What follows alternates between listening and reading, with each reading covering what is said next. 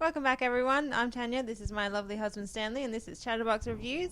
And we're doing a quick review on the Jessica Jones TV series. What did you think about it? I thought it was cool. Like, this is a spoilers review.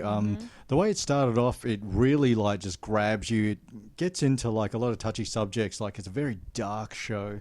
They touch on rape, abortion, Manipulation. I think. Yeah, psychological. Just really screwed up kind of. Purple Man is one of the worst villains, like, because everyone's like fair game, like they're all just collateral.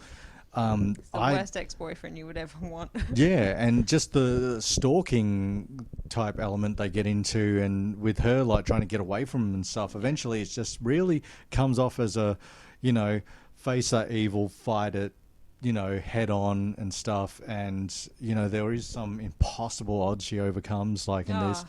But just the fact that he can manipulate a whole room of people just to try and get her attention. Like when he goes into the cops station and they're all pointing their guns at the civilians. It's insane. Yeah. And she has to try and figure out, how do I stop this from happening? And the end thing, like, that was in there with, all the cops and people being controlled and stuff, like, they made a great use of her powers, not like hitting you over the head with it, like, oh, look, she can fly, she can do this.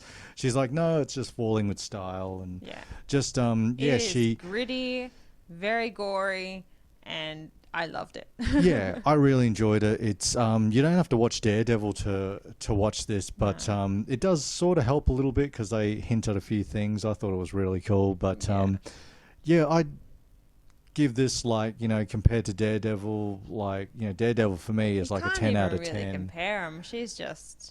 This is a nice woman's perspective. Like, I think women will like it. They'll be able to relate to it, I think, a little bit more. And I really do hope that when they do a second season, because this is good enough to have a second season. I'll binge watch this in 2 days. Yeah, and the portrayal of Luke Cage is brilliant. I really liked that small teaser of, like, with Luke Cage coming into it.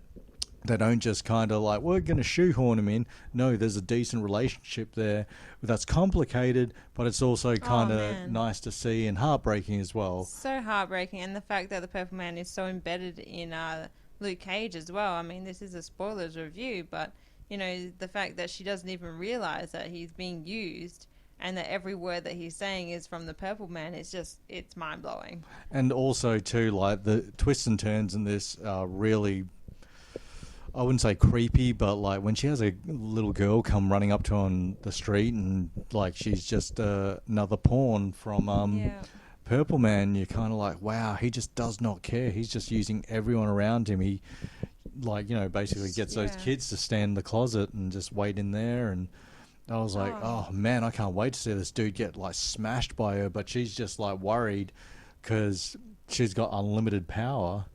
And to see, like, what happens with Luke Cage, him blowing up his own bar, walking out of there on fire and stuff, that was cool as hell. But it was also kind of like just scary to see, like, he can just take everything away from you, like, instantly and stuff, especially with her, like, neighbors and, like, building, like, mates and stuff. That was, like, creepy as well, like, Yeah, but I would say definitely check it out. And let us know what your thoughts are. And, check us out on Facebook, Twitter, and Instagram. Yep. Thanks for watching. Bye. Bye.